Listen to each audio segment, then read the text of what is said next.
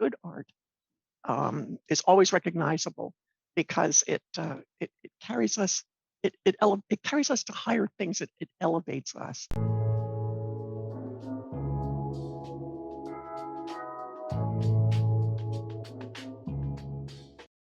Hey, this is The Intersection, where faith, life, and culture meet. I'm Eric Targe. I'm Justin May, and we got a pretty awesome thing today. Yeah, we've got a fun topic, one that I don't think we've dealt with really here on The Intersection. We've talked about emotions, we've talked about all sorts of things, but we haven't really talked about the arts. We like the arts. We do love the arts. We're the artsy. Arts yeah, super artsy. Super Yeah, artsy, super fartsy. Yeah. Yeah. Let's just keep with artsy for this episode. So you were a musician, right, on a cruise ship. And yeah, that was and my you undergrad. Probably did other things with music, but yeah. What do you play? Saxophone, flute, clarinet. Yeah. Ooh, woodwind, nice. woodwind guy. All woodwinds? Yeah.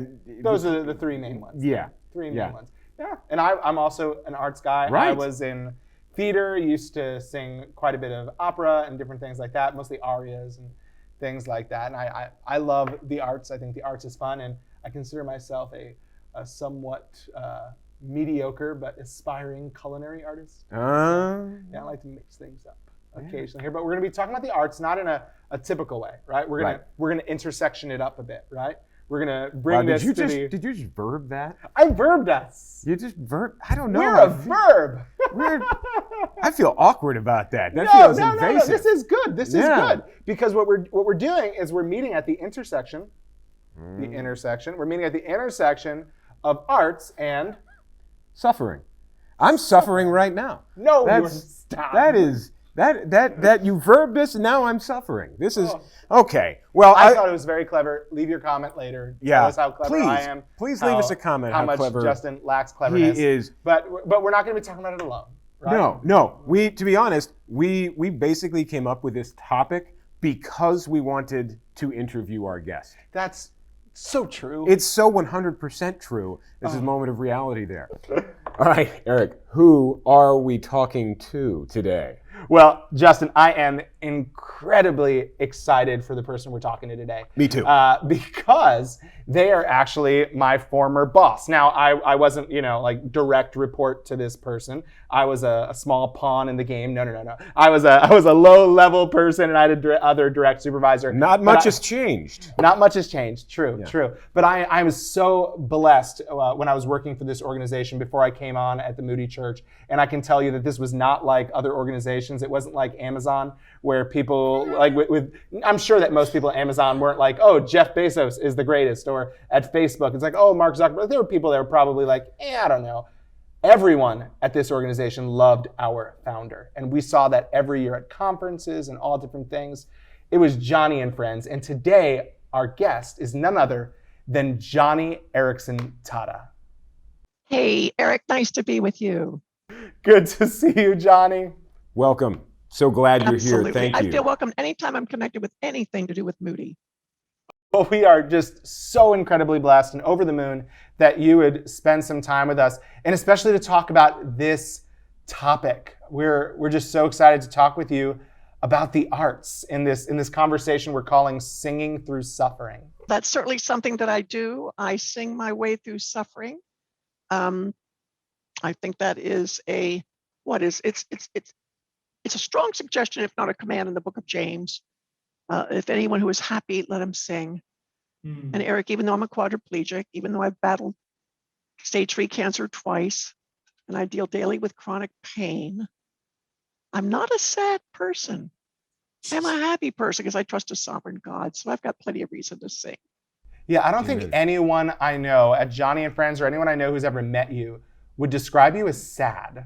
Like, that's just, it's not like, everyone knows Joni radiates joy. And like when Joni comes to Joni and Friends camps that we do, everyone is so excited. Everyone who's down is all of a sudden happy.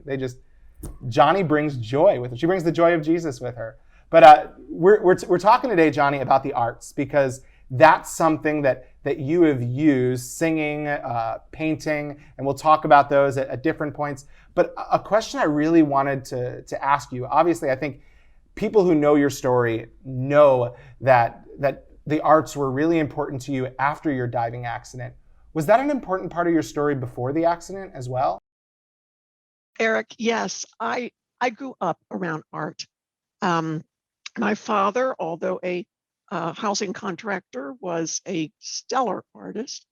And on Friday nights, when he would pull out his oil paints and his easel, I would always run to get my Roy Rogers coloring book and my crayons. He would invite me up on his lap, and he'd take his big hands and he'd put them over my hand and reach for one of his brushes. And together, we would sweep these wonderful oils on his canvas, and before you know it, landscapes and horses and Indians and cowboys. And I thought I was doing the artwork. It was really him. Kind of a wonderful metaphor for the way God works through us. Our Heavenly Father does marvelous things through us. So, you know what? For $5, I would draw your senior picture in high school. When I was in high school, right before I graduated, I was a pretty good artist, and I was looking forward to, a career in physical therapy, but I knew I would always dabble in art like my dad did. Oh, wow. Okay, that's a different part of your story. I didn't know about considering physical therapy, but that is so cool that art was such a part of your story, and I do love that metaphor. I feel like it speaks to faith, work, and economics in so many ways. That makes me wonder. So, okay, we get the art before the accident, but what was it like? What drew you after the accident to turn to art? Yeah, you'd think that some people might even shun it afterward. They might say, well, I'm done with it, or that's part of my past life. I don't want to. I feel like I hear stories like that quite often. It was my occupational therapist when I was paralyzed and learning how to adjust to, quadriplegic life without use of my hands, unable to use my legs. I was just dying.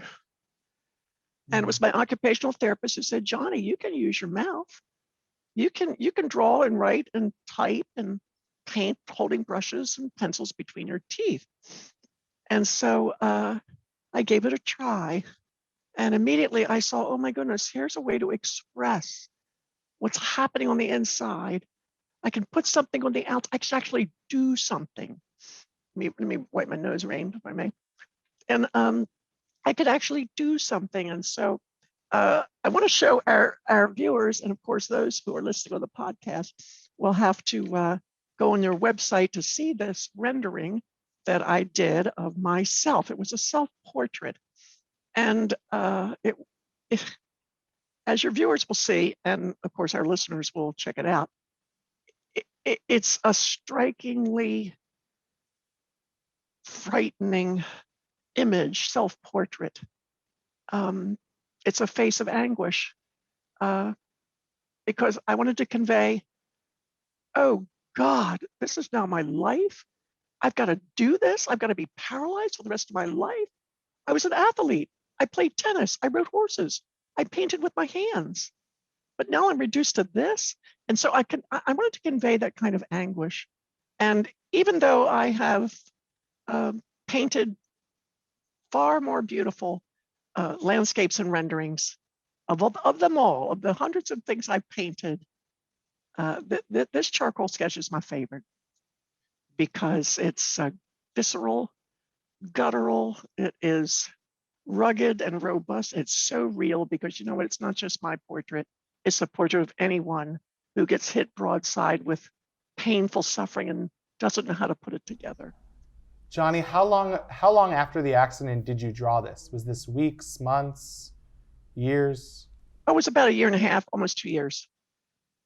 And then when I got out of the hospital, Eric, I took private lessons, a few art classes at the University of Maryland. You know, people often ask me, why do you like to paint? And I guess my answer is, I don't know, God's brought me through so much depression. He's taken my paralyzed feet out of the miry clay and has set me on a high rock. And now I'm in love with beautiful things. And as a Christian, I think it's important that I express that. It is. Joni, I think probably when people think of you and the arts, their minds just go straight to painting. And that's because you've done such amazing paintings. I was telling Justin earlier, I have not originals, but Joni copies in my office. I have even little greeting cards that have Joni drawings on them that I occasionally send to people as thank you notes or just letters of encouragement, because they're beautiful drawings. Even we were talking about the Luke 14 mural that you participated in that is absolutely gorgeous. But a lot of people, I think there are some, but probably not as well known, that you're an award-winning singer. Like you're a singer that played a big role in your life. Can you share with us how singing has played a role in kind of processing pain and suffering and to help you persevere? Well, I'm no Sandra McCracken or Sarah Groves. I'm no Lauren Daigle. Never pretend to be. You can hear in my voice, it's cracky, it's rough, it's got edges to it. But I sing because I have to. Okay, here's something. Scripture tells us to in everything give thanks, right? But how do you do that when you're not thankful? How do you do that when everything in you is just filled with anxiety or maybe even resentment against God? How can you in everything give thanks, for this is the will of God for you? Well, I think one answer is to begin mouthing words of thankfulness, like it kind of get your mouth loosened up and start mouthing words. I mean, just give thanks for the things for which you can give thanks. I don't know. I'm up in a wheelchair and I can wheel outside in the sun. That's pretty cool. I know some people are brain injured. At least I can wheel outside. I am drawing with my mouth. That's pretty cool too. And I've got the support of my friends and my family, and I can still create. I can, like I said, draw with my mouth. I can write. I can sing. As I mouth words of thankfulness, my emotions caught up with that. Yeah. And I think I put myself in the best position, wedging myself underneath the showers of God's mercy. And when I did the obedient thing, God rewarded me, I think, with the emotional thankfulness. So that's what I mean when I say I have to sing. Sometimes when I'm in bed, even now at night, it's 2 a.m. or 4 a.m. Last night I was singing so as to not wake up my husband. May the mind of Christ my Savior live in me from day to day, by his power and love controlling all I do and say. And I could sing all 6 verses for you, but I didn't. I knew I had to do that. I have to sing. And before you know it, by 3 o'clock in the morning, my spirit was much lighter. And I'm believing all the things I'm singing about. And I'm thankful for all the things I'm mouthing thanks for. And so I'm a big believer that you take a step of faith, you put yourself out there, you do the obedient thing. You sing because Scripture commands us to speak to one another in psalms and hymns and spiritual songs. It's a command. You follow the advice of 1 Thessalonians and you give thanks, and your emotions will catch up. Those feelings are going to catch up. And when they do, it's a big shift in your character, because now thankfulness and singing just comes naturally. I love it.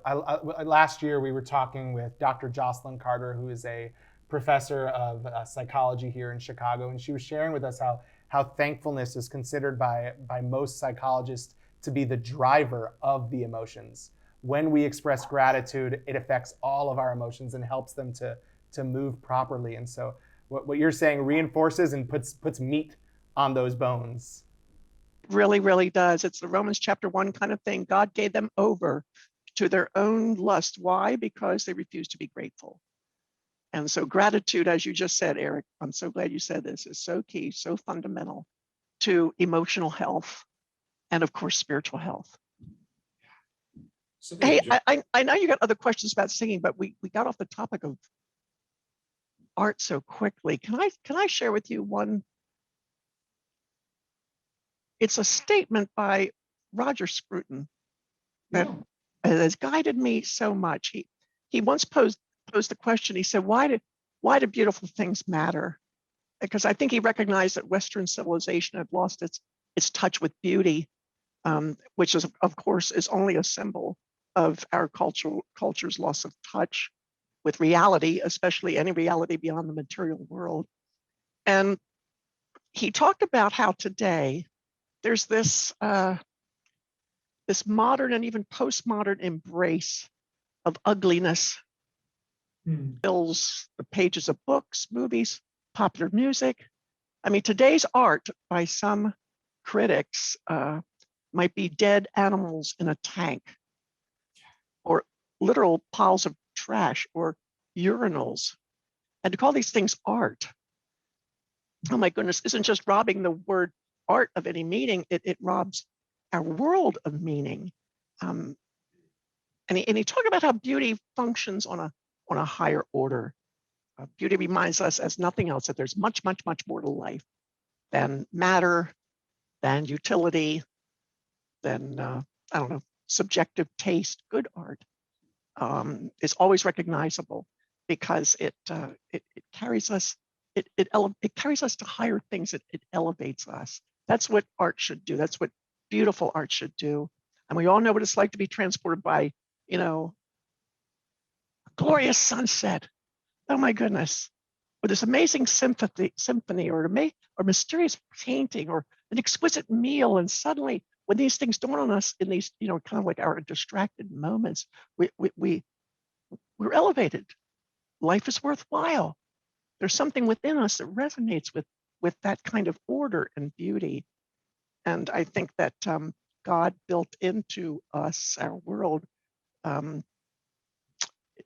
beauty, because it's a collective testimony of his own loveliness and beauty. It's a reflection of who he is.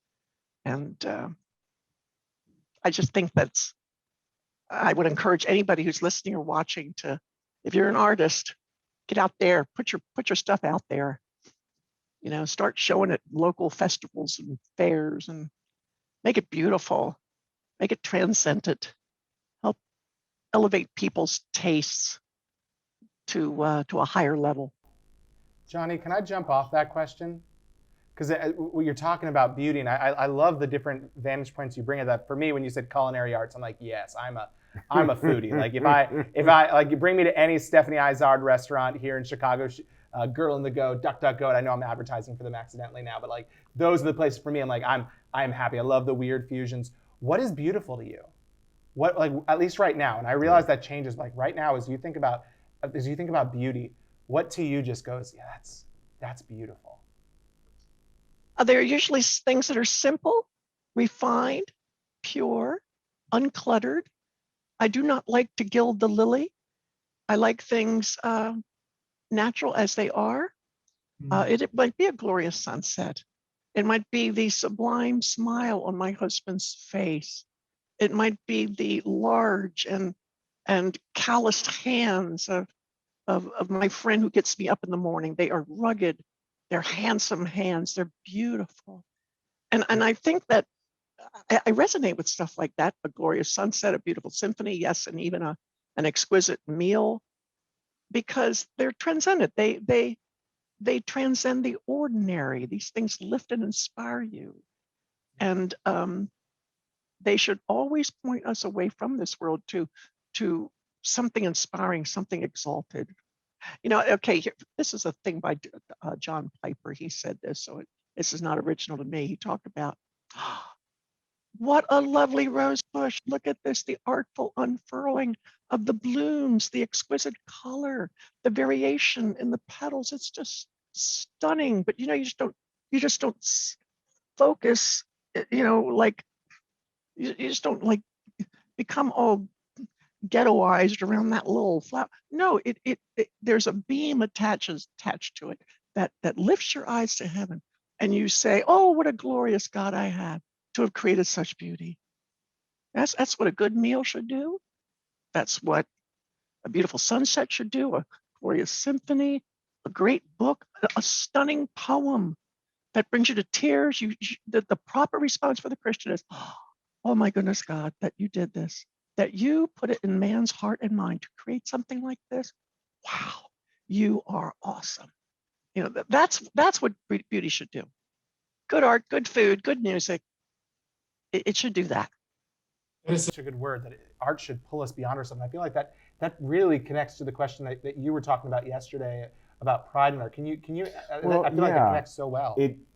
I was trying to find the quote from C.S. Lewis that would make this much more well phrased than the way I'm about to say it. But Lewis speaks about, I think it's in Mere Christianity, this idea that like true humility would be the ability to be a painter and to paint something and to step back from it and be able to appreciate it as a gift from God, just as though someone else who had not painted it would be. And that always resonated. I was a musician for a really long time, and I recognized I always personally struggled with personal pride in what I had produced. Look at how awesome I am. Aren't I so cool because of the thing that I did? And nothing that comes out of your mouth gives one any indication of any of that. It's just God, God, God, God, God, all the while God. And have you ever felt that pull? Is that something you ever struggled with, that pull towards wanting to revel in your own accomplishment rather than rejoicing in the God that produced that art through you? Yeah, and if not, how did you pull against that so successfully, or what did it take to pull against it? Oh, gentlemen, this is why I'm so grateful that I'm a quadriplegic. You know, somebody wipes my backside, wipes my nose, wipes my eyes when I cry. Somebody cuts up my food. And if I'm too weak at the dinner table, they'll feed me. My disability has a built-in yieldedness and dependence upon God. And without him, I can do nothing physically. And remember I was saying earlier how you do something physical with your mouth to evoke the emotion.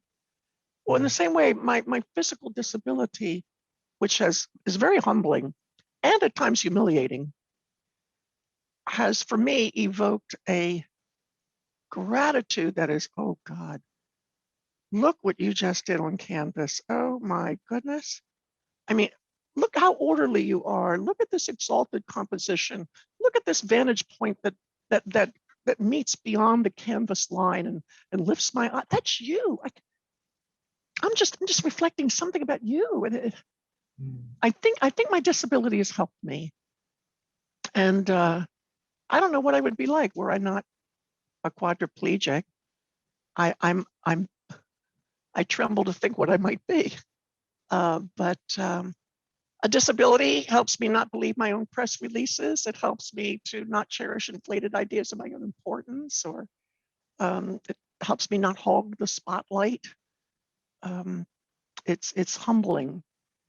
And I think that disability has helped me lay low, as it were, in front of the art easel, or submit and yield sweetly in a song to the Lord.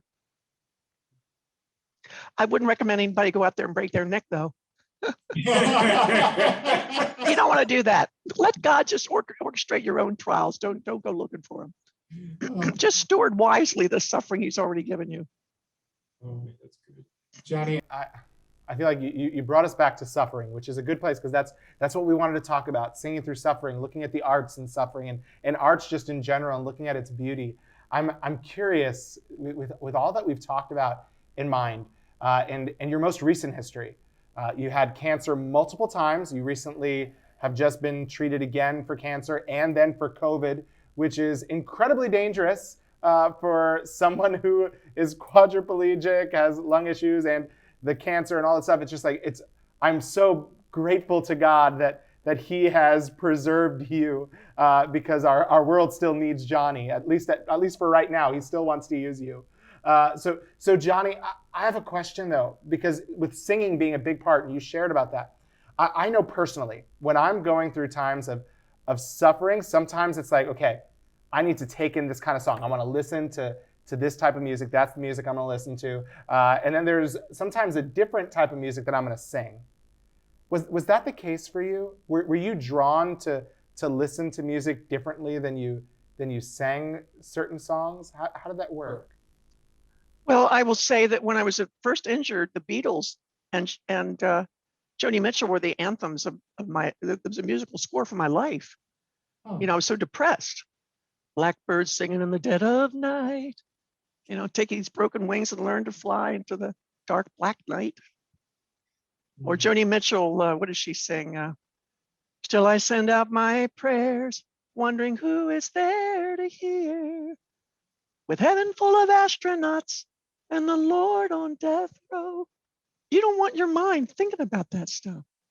You know, you just don't want your mind going there. And so I rarely listen to Joni Mitchell anymore. And if I do listen to the Beatles, it's something like someone's knocking on the door, you know, something benign, but nothing that pulls me down a dark, grim path. yeah, I have to choose my music. I have to choose what I look at. yeah.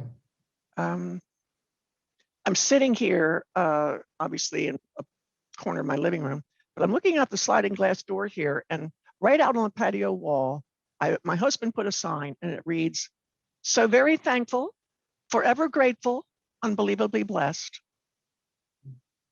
And I dare not forget that. And so I know how awful it is to be suicidally despairing. And it's awful. I do not want to go down that dark road again. And so I train myself in godliness, as Paul tells Timothy. I'm careful about what I listen to. I'm careful about my eyes. I just canceled my Netflix, you know, because like what? That's $15. It's wasted. I hardly ever use it. What can that $15 do that might be better invested in the kingdom of Christ? You know, there's just things like little choices. And so, yeah, music to me in the beginning was, I chose some pretty depressing anthems, but now it is mostly hymns. When I'm in pain and I'm near tears and it's hurting so bad and there ain't no medication that can touch it, you know, I'll find myself singing that old Don Moen song, "God will make a way when there seems to be no way. He works in ways we cannot see. He will make it plain to me. He will be my guide," and so on. You know, those are just choices I have to make. Yeah. That is just so humbling and convicting and encouraging, and I don't think I have a follow up to that. That's really a wonderful perspective. I mean, God built beauty into our world so that we might experience his transcendence, and God transcends the ordinary, and he intended that beauty should do the same, always pointing us from this world to the next. And so find some beautiful, wonderful, a symphony, I don't know, an experience by the seashore, whatever, something to help elevate that young person's. And then show them Philippians 2:14, where God says, "Do everything without complaining," you know, and give a test. $5 if you can get through the day without complaining. I don't know. It's one of those things about training yourself. You have to kind of like behavior modification, I think. I don't know. That's a good word. Joni, there are so many people right now who are at home and they can't leave either because they have disabilities, they're immunocompromised. I think of so many of my families in our disability ministry, and I know so many families that you minister to who are in that same space. What would you encourage them to look to in their suffering as they're seeking, like, yeah, maybe I'll engage the art? What would you encourage them to look to for relief on their iPads? How could they sanctify their iPad from their home or their computer? What form of music would you say, hey, check this out, or check out this painting, or go here? Is there anything you'd recommend? Well, since you mentioned digital media, I've created a private Facebook page. You know, you could do that kind of thing, quote, secret clubs on Facebook. And it's for pain pals. Most of them I've never met. But I just started finding people who said, you know, my friend is really in chronic pain. She just wants to rise above it. She's a Christian, but she's really struggling. Well, we've got this pain pal page, and now there's about 35, 40 people on it. And the only requirement is you can't complain. You can share your prayer needs. One guy posted recently, oh God, Jesus, no, I can't live like this. Help, Jesus. To me, that's not complaining. It's a lament. Yeah. And all of us just jumped to it and started praying and posting our prayers for him and posting inspirational music or anything to uplift his heart and vision. And, find a way to elevate the thinking of others. And you can do that. You can just create a private Facebook page of fellow sufferers and post essays by Spurgeon or Talmage or Alexander McLaren or Thomas Owen or Jonathan Edwards or John Newton, just good stuff from, saints of old who really knew what it was like to suffer, and get their perspective on things. Just keep elevating each other, but yet at the same time, be honest enough to post something like, oh God, no, Jesus, I can't do this, help. Just keep it honest, keep it transparent, keep it real. And that's a worthy way to use digital media. I would just suggest that to friends who are shut in.